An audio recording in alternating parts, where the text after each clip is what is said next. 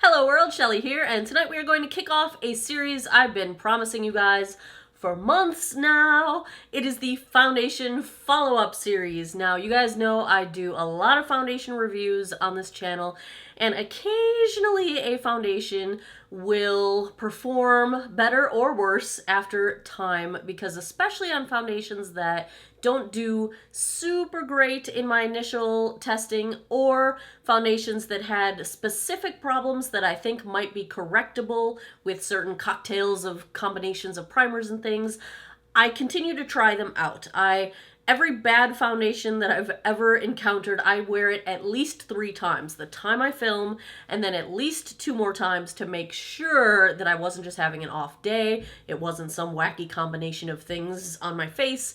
You know, I want things to work. So, unfortunately, most of the time, my initial reviews are mostly correct. But in a few cases, things happen where it might be useful to update you guys on ways that I got certain products to work, or products that I thought might work better and I tried and I couldn't get them to work for me. So that's what foundation follow-up is going to be. I figure it'll be every couple, 2-3 months, I will update you guys on anything I have figured out since the original review. So I've got a few foundations to update you guys on tonight. You want to say hi? Say hi. Hi to the camera. It's over there. First up, I've got an update on the most recent foundation I reviewed, the Laura Geller Filter First. You may recall from last Friday, this performed very nicely in terms of how it looked, but it was clinging to dry patches and it was not super long wearing. Now, I had only used a blurring primer. I did not use any kind of long wear primer, so I've been testing this out since, and I am happy to report that yes, it performs time-wise much better with a long wear primer. So I've tried it with my Strivectin Line Blur Factor, and I have tried it with the Laura Geller Spackle, like the regular, which little cream primer, you know, instead of that stick blur primer. So yes, you get much better longevity, you know, a full 9 to 10 hour wear time out of this when you use a traditional, you know, cream or silicone based primer. And I also had better luck with dry patches when using this primer. It did not cling quite as bad to dry patches. So I would say yes, the Laura Geller would get a grade bump based on those claims. Now, I'm not going to go back and change any of the grades that are in the actual reviews. I will put in the notes, though, on my Foundation Fest spreadsheet on geekoutofwater.com. I will put in the notes these updates. So thumbs up on that. I also want to report with this foundation, I've been mixing it with the Lancome Renergy Lift, and I originally did that because I needed the shade combination, because this was a little too dark, this was a little too light. These two mix beautifully. I wore this every day at the conference I was at last week, and it was friggin' gorgeous. Oh, I apologize if my eyes are watering or if I sound ridiculous. I have a cold, a little sinus infection going on. I'm editing out all of the coughing and sniffling, but forgive me, I'm dying here. I've got a drugstore foundation that I reviewed a few months ago, the Physicians Formula Healthy Foundation. This is in shade LC1. I was super excited because this looked so gorgeous on the skin. I loved it. The shade was a little bit too light for me, and by afternoon time, the shade was Oompa Loompa orange on me. It oxidized ridiculously, and I tried it so many different ways. I finally figured out that it was any kind of sunscreen underneath it would cause it to oxidize. And no matter whether I was using chemical sunscreen, mineral sunscreen, it was oxidizing super orange.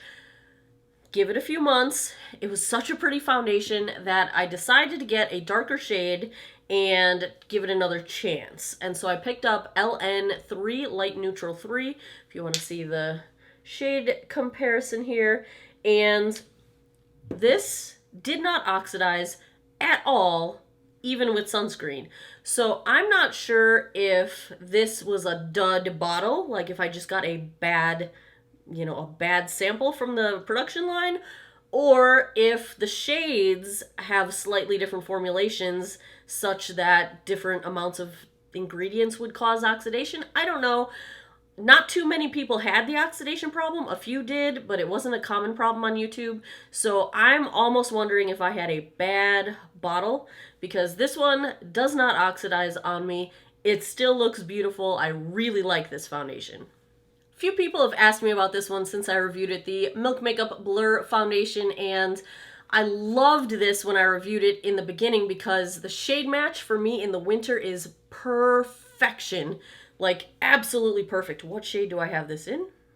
I have this in the shade Fair, and for a matte foundation, the finish was so nice because it's a matte but not flat. It really is a nice, pretty matte foundation, but it only earned a C in my grading scale because it settled into lines like crazy. It did not do anything to blur pores, so the whole blurring thing just did not work for me. I tried this every which way, even with, Line Blurfector, which usually does a really good job at filling in my smile lines. I could not get this stuff to not settle into lines. I couldn't get it to look any more blurred, which is a total bummer because it's super lightweight. It is super comfortable. It goes on almost completely full coverage in one layer in very little makeup product. I just couldn't get it to not, no matter what I did. I tried applying it lightly, less product, all of the spackling of my face to fill in my pores and my lines.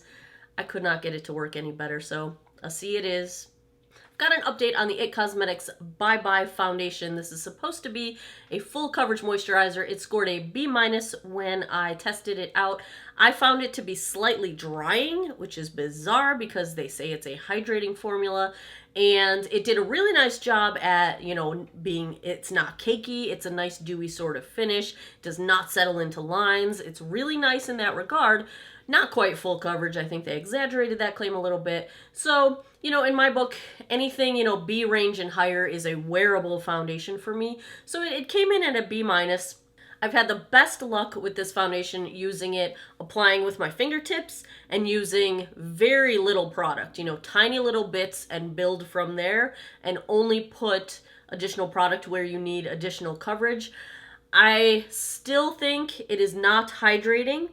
I was probably having a very dry skin day that day because I don't think it's as drying as it was the first time I used it, but I would not call it hydrating at all. I tend toward dry skin. I think the difference is that now it's summertime, and when I tested it out, it was wintertime, so I couldn't really wear it very well on my dry skin in the winter. I can wear it pretty well in the summer. Would that change the grade? Maybe a smidge, couple points. It's still low B to me, but a little better than it was before. Last up, I want to share my thoughts on my comparison of the Makeup Revolution Fast Base Stick to the Hourglass Vanish Stick. This is practically a dupe, you guys. For a stick foundation, it is so creamy. Now, this is shade F4. I've got this in 3 different shades now. I'm just going to show you running it across my hand. And I'm going to put them side by side. And I want to show you guys what the two look like next to each other. Now, these shades are not a perfect match, but they're both, so immediately after, can you see how creamy both sticks appear? They're so smooth and dewy in the way they come across. And let me see if I can blend this out, if you get any sort of sense of just how creamy these guys are. So the bottom is the Makeup Revolution, the top is the Hourglass. And even if I blend them together, do you see how the texture is just, it's the freaking same. It is a beautiful, oh, my hand looks so pretty right now. These two, they blend out beautifully. The finish is gorgeous. They both wear incredibly well. My Hourglass was way up there in my list of preferred foundations. I didn't wear it much because the shade that I originally reviewed was a little bit too light for me, and then I lost it. I don't know where it went. So that's why I went and got another shade of it, because I liked it so much that I wanted to get an appropriate shade. This is more of a summer shade on me, but these two, save yourself some money. Try the Makeup Revolution stick. It's wonderful. I absolutely love it. There you have it, some updates on the foundations that have come and gone in Foundation Fest. I will get back to the foundation reviews next week. Hopefully I can kick this cold, because nobody wants to see a foundation review when I'm blowing my nose all day. And the new Dior foundation just showed up at my door. I got the new IT Cosmetics Matte CC Cream. I have several new foundations to review. The Beauty Blender one has been out of stock. I'm hoping it comes back in stock by August 24th, because that is when the next Sephora sale starts. I think it's August 24th to September, like 3rd or 4th maybe, something like that. The next VIB Appreciation Beauty Insider thingamajig. 20% off if you're Rouge. Boop, boop, boop, boo. So I'll be ordering some more. I'm going to order the Natasha Denona foundation. I'm going to order a Kevin Aquan foundation. I got some good stuff coming. Hang in there.